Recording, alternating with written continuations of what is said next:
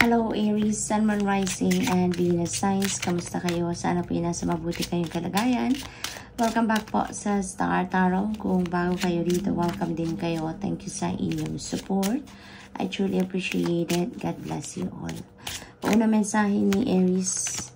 Wow, Aries, napakaganda. We have number 26, Great Fortune. Hindi lang pati good fortune, kundi great fortune. Kaya sobrang swerte ninyo sa ngayon. Ang ganda-ganda ng mensahe na to para sa inyo, this could be swerte ninyo sa lahat ng bagay, sa lahat ng aspeto sa buhay ninyo, Lalo-lalo na siguro sa kaperahan nito, Kasi makikita ninyo, golden vessel, mga bumabagsak, 4-leaf clover, sobrang swerte.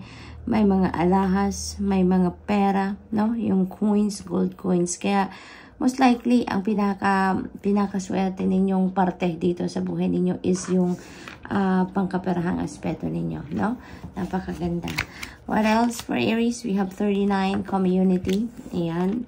So, you have a very, you have a swerte din ninyo pagdating sa mga supportive and helpful people. Kasi there is a community of people na lagi nasa inyong tabi, Ano mang ang kailangan ninyong tulong, ano man ang kailangan ninyong suporta, laging meron mga taong handang tumulong, handang dumamay sa inyo, Aries? What else? We have lovers. Ayan. So, napakaswerte din ninyo siguro pagdating sa inyong mga relationships, Kasi yung lovers energy naman, hindi lang ito relationship na pagdating sa inyong love and romantic side, Maaari din na relationship ito pagdating sa pakikipagkaibigan ninyo, relationship ninyo sa kapamilya, yung mga ganon, Maaari din ang iba sa inyo dito is really going to step up na pagdating sa inyong relationship. Maaring meron ditong pag-level up na ng inyong commitment with your person. Maaari din na bagong love and romantic relationship na mabubuo between you and another person. So, good luck. Aries, we have marriage, ayan, leveling up of your commitment, Para sa iba sa inyo, Aries, maaring ikakasal na talaga ang iba sa inyo dito, Papasok kayo sa marriage, maari din naman na ang iba sa inyo is going to get married around this time. Maaari din naman na around summertime pa, Parang may nagpaplano na kayo ngayon ng wedding ninyo. Maaring spring or summertime this year siguro ang kasal ng iba sa inyo dito, Aries, Maaari din na business partnership ito, Maaring marriage and business din ang ganap dito for some of you, Aries. Kaya, whatever the case may be, congratulations, dito sa inyong kasalan or sa inyong partnership. We have number 31, bad health. This is warning for you, Aries. Warning ito para sa iba sa inyo. Kasi siguro, sobrang exhausted na din kayo, pagod na din kayo, lagi kayong busy. Lalo-lalo na kung ang sitwasyon ninyo ngayon, kayo yung magpapakasal, diba? Siguro, na kayo, physically or mentally exhausted na kayo sa pag-aasikaso ng inyong kasal. Kaya, maaaring siguro napapabayaan nyo na ang pag-aalaga sa inyong katawan, yung inyong well-being. Siguro nako-compromise na dito ang inyong kalusugan dahil sa kabisihan ninyo. Kaya this is a warning for you na bago pa man dumating ang bad health na to sa inyo, alagaan nyo na ang inyong sarili. Okay? Alagaan nyo na ang inyong sarili, magpagamot kung kinakailangan, magpahinga, kung pagod na kayo, ipagpahinga nyo na yan. Mag-meditate kayo because that relaxes the whole body, Makakatulong ng malaki yan sa pagbalik ng balanse sa sarili ninyo. Okay, so what else for Aries? We have 25, high honor. And isa din napakagandang blessing ito para sa iba sa inyo, Aries, kasi maaring meron ditong recognition na makukuha kayo from your trabaho, Maaring meron ditong promotion, maaring meron ditong bonus, malaki bonus na maibigay sa inyo, maaari din na may pay raise, yung gano'n, Or siguro mabibigyan din kayo dito ng scholarship grant, para pag-aralin kayo, para makapag-expand kayo palalo ng inyong knowledge or ng yung studies, kumbaga, no, Aries? So, good luck, Aries, and that's all I have for you for today. Thank you for watching. Love and light. Namaste. Hello, Leo, Sun, Moon, Rising, and Venus signs. Kamusta kayo? Sana po nasa mabuti kayong kalagayan. Welcome back po sa Star Tarot. Kung bago kayo dito, welcome din kayo. Thank you sa inyong support. I truly appreciate it. God bless you all. Tignan natin ang mga messages ninyo for today, Leo. Kung ano mensahe ninyo, occupation, ayan. So, maaring ang iba sa inyo naghahanap ng bagong trabaho, no? At maaring makukuha nyo na kung ano dito yung dream job niyo. Maaring kung ano man yung, alam niyo yun, kung yung passion ninyo, maaring ito na ang pagkakataon ninyong magawa na ninyo dito sa trabahong ito, no? So, this is really beautiful kasi ang iba sa inyo din dito, no? As in excited na magsimula sa bago ninyong trabaho dahil ito nga yung maaring dream job ninyo. It is also possible na ang iba sa inyo dito, yung trabaho ninyo talaga sa ngayon ay yun na, yung ini-enjoy ninyo, no? You are enjoying your work, you are enjoying the company, no? Na yung mga kasama ninyo sa trabaho, yung parang almost perfect na, kumbaga, na situation sa workplace, no? Maaaring ganon ang ganap. What else for Leo? We have 25, high honor. Napakaganda rin ito, no? Swerte ninyo siguro talaga sa trabahong ito. Kasi nga, dahil din siguro sa gusto ninyo to, ini-enjoy ninyo yung ginagawa ninyo. Kaya maaaring talagang you are doing an excellent job, no? Sa trabaho ninyo. Kaya naman, maaaring mabigyan kayo dito ng ano, recognition sa inyong trabaho, sa inyong ginagawa, no? Maaring ma-promote din kayo dito, maaring mabigyan kayo dito ng pay raise agad, maaring mabigyan kayo dito ng scholarship grant, no?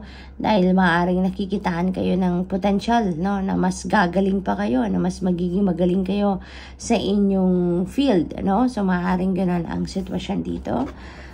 What else for Leo? We have courtship. Ayan. So, ang iba siguro sa inyo dito, merong nililigawan or maaaring nagde-date kayo at maaaring yung person ninyo na yan, maaaring katrabaho ninyo, no? Maaaring sa work ninyo na meet, no? Yung person ninyo sa ngayon, no? So, mas lalo siguro kayong mapapalapit sa isa't isa. It's because lagi ninyong nakikita siguro ang bawat isa, no, Leo? Gift, napakaganda naman ito. This could be pangkaperahan. Maaring pera itong dumating sa inyong regalo. This could be financial gift. Maaari din naman na material gift ito, no? Mga bagay, mga kung ano man, no, na material. This could also be financial opportunities. Tulad ng job offer. Maaring merong bagong job offer ang iba sa inyo. Maaring merong business opportunity, career opportunity, mga maaring ganon ang gift na to na dumating sa inyo. Yung mga opportunities na yan, ano? What else? We have mature woman. Ayan. This could be anyone, ano? Sa buhay ninyo that is going to play a significant role. This could be a boss ninyo sa trabaho, no? Maaari dahil meron tayong high honor dito. So, maybe this mature woman is the person na nakakapag-recognize ng inyong pagsisikap, ng inyong sipag, ng inyong tiyaga, no? Sa inyong trabaho. This is also possible na si mature woman is a very supportive person around you. That could be your mom, that could be your grandma. Maaari ding in-law ninyo ito, maaring ganon, or maaring ano ninyo ito, advisor, mentor, mga ganon. Depende sa inyong sitwasyon, ano? But definitely, this mature woman is going to play a significant role sa buhay ninyo around this time, Leo. We have number 21, family room. So, maaaring si mature woman is your mom, no? Maaaring parent ninyo ito. Maaaring grandma din ninyo for some of you. So, for some of you dito, Leo, meron kayong pag-uusapan dito, no? Sa kasama ninyo ang inyong mga kapamilya. Maaring this is related to your job, no? Maaring dahil dito ibabalita ninyo siguro yung achievement niyo sa trabaho, yung promotion or pay raise, maaring ganon. Or maaari din naman ang i-discuss ninyo dito is regarding dito sa inyong dinedate, sa courtship, no? Ninyo, maaring isasabihin nyo na or ipapakilala nyo na sa inyong pamilya siguro ang person ninyo sa ngayon ngayon. Maaring ganon din ang ganap. I-introduce nyo na siya sa inyong mga magulang or sa inyong mga kapatid or the whole family. Maaring ganon ang ganap. Or maybe ang i-discuss ninyo dito is the opportunities din na dumating sa inyo, no? For bagong trabaho, karera, or business opportunity. So, maaring yun ang mga bagay na pag-uusapan ninyo dito ng inyong mga kapamilya, no? So, Leo, good luck. That's all I have for you for today. Thank you for watching. Love and light. Namaste. Hello, Sagittarius, Sun, Moon, Rising, and Venus signs. Kamusta kayo? Sana po nasa mabuti kayong kalagayan. Welcome back po sa Star Tarot. Kung bago kayo dito, welcome din kayo. Thank you sa inyong support. I truly appreciate it. God bless you all. Tignan natin ang mga messages ni Sagittarius. Pauna mensahe po ninyo ay Thief. Ayan, Sag. Mag-iingat po kayo, no? Sa mga low vibration people around you kasi maaring merong mga manloloko, no, sa paligid ninyo.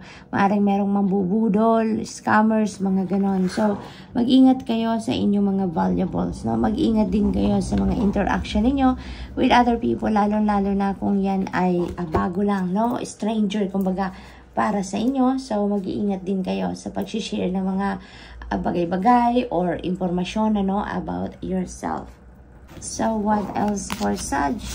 We have thoughts, and so maaring malalim, no, ang iniisip ng iba sa inyo dito sa Sagittarius. Maybe you're thinking about babae, no?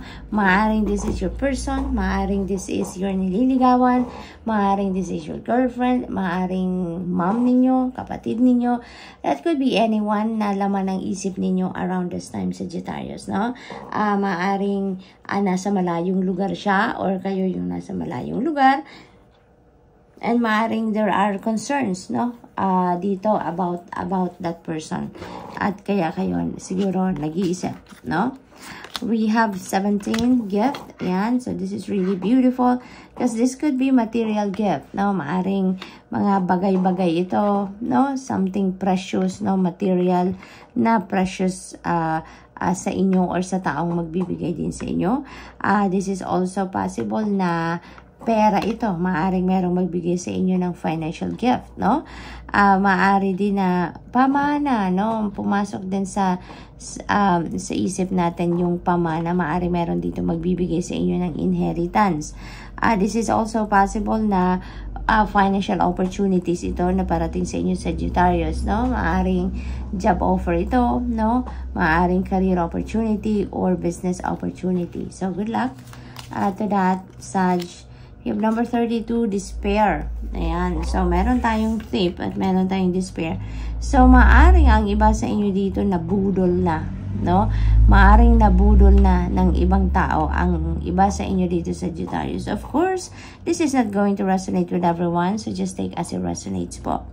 For those of you, you know, na medyo may hindi magandang ganap dito sa buhay ninyo, this could also be possible kasi na siguro sa trabaho ito, maaring nawala ng trabaho ang iba, maaring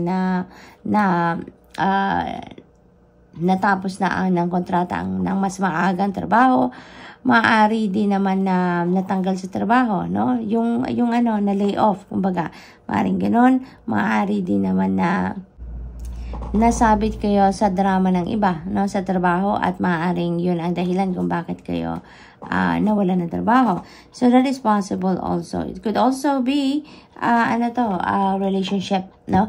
Maaaring yung ikinalulungkot ninyo dito, yung pinoproblema ninyo dito is related sa inyong relationship. Maaaring naloko kayo dito ng inyong person, no? Maaaring gano'n. It could be possible din na yung dahilan dito ng panlolokong ito ng person ninyo could be it could be betrayal pagdating sa pagmamahal. Maaaring meron itong iba, maaaring ganon, or maaaring may involved dito na pera, no? Yung mga panlolokong ito sa inyo. But you know what, Sagittarius, we have number 5, no? We have number 32 and that becomes number 5. At that resonates with change. Kaya kung ano man ang sitwasyon ninyo sa ngayon, sana po wag ninyo masyadong dibdibin na ang problema itself, but instead mag-isip tayo ng kung ano ang mas makakabuti sa ating sitwasyon. Mas mag-isip tayo ng kung ano yung mas magiging move natin or steps natin para makalabas tayo sa despair na itong nararamdaman ninyo, no? Because if you're going to focus more on problem itself, no? Alam niyo naman na kung ano ang problema ninyo, hindi ba? Kaya ang focus na lang natin sana dito kung paano tayo makakalabas sa ganitong sitwasyon. Paano tayo anong magagawa natin para ma-improve natin ang sitwasyon from this, no? Sagittarius. So, what else? We have 39 community. Ayan. You have supportive people around you, no?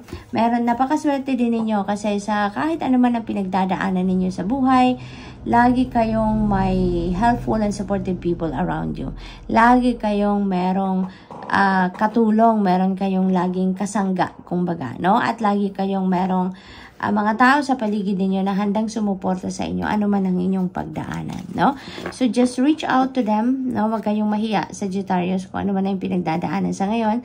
Just reach out to them because these people are very selfless. Kumbaga, lagi silang handang tumulong at gumabay at dumamay sa iyo, okay? Holy moly, tingnan ninyo, napakaganda. We have number 11, sudden wealth. Number 11 is also a highly spiritual number. That is also a very powerful number. So please look up for the meaning of master number 11 po for more guidance. Okay, Sagittarius? Meron kayong swerteng parating. Look at that. Nasa tapat din niya yung gift. So most likely, mga pamana ito, kaperahan na bigla-bigla na lang dadating sa inyo, no? So talagang yan ay gift from the divine. This gift from the universe na dadating sa inyo, Sagittarius. Hindi ninyo ito, hindi ito manggagaling sa trabaho. Hindi ito manggagaling sa negosyo ninyo, no? Hindi ito yung perang pinagsikapan ninyo or bunga ng inyong pagsisikap, because this is a windfall, no? This is a windfall. This is money na all of a sudden, out of the blue, dadating sa buhay ninyo, Sagittarius. Kaya, napakagandang regalo ito para sa inyo. Napakagandang blessing ito ng Divine Universe. So, we have number 11 and we also have number 777. So, please look up for this number 777. That is an angel number. 777 for more guidance. Thank you. So, that's all I have for you for today. Thank you for watching. Love and light. Namaste.